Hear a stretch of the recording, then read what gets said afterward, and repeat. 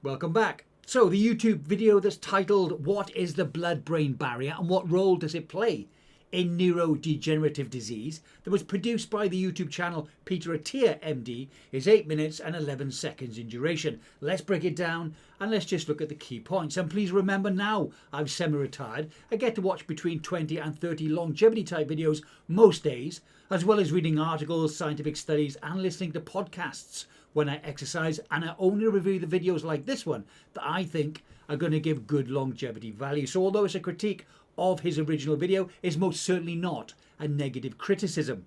This video is actually an interview between Dr. Peter Attia and Dr. Rhonda Patrick, and she actually does most of the talking. Firstly, there's an overview of the blood-brain barrier. It's a selective barrier made up of endothelial cells and, she says, other cell types. It forms a protective interface between the blood and the brain. It ensures that vital nutrients like oxygen and glucose are transported to the brain while blocking other harmful substances.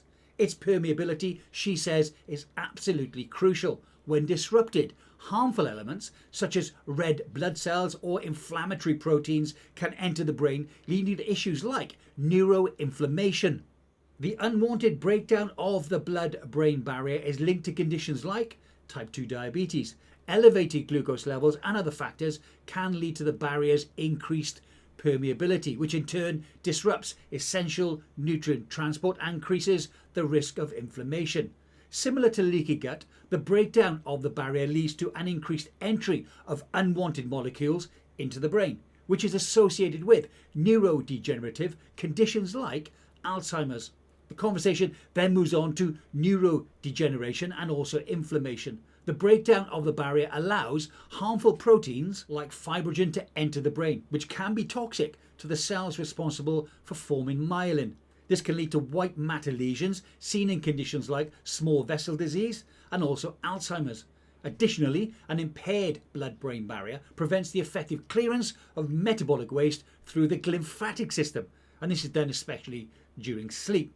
This is necessary for removing harmful proteins such as amyloid plaques.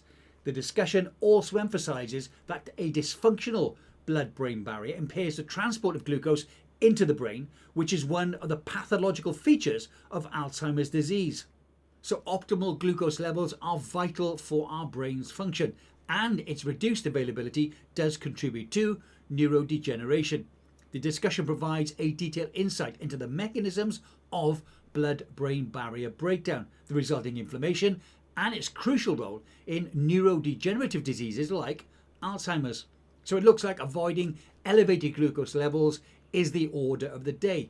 It therefore follows that cutting processed foods and all unnecessary sugars out of our diet will help to keep our blood-brain barrier in good order, and probably why the term type 3 diabetes has now been used informally in scientific circles to describe Alzheimer's disease.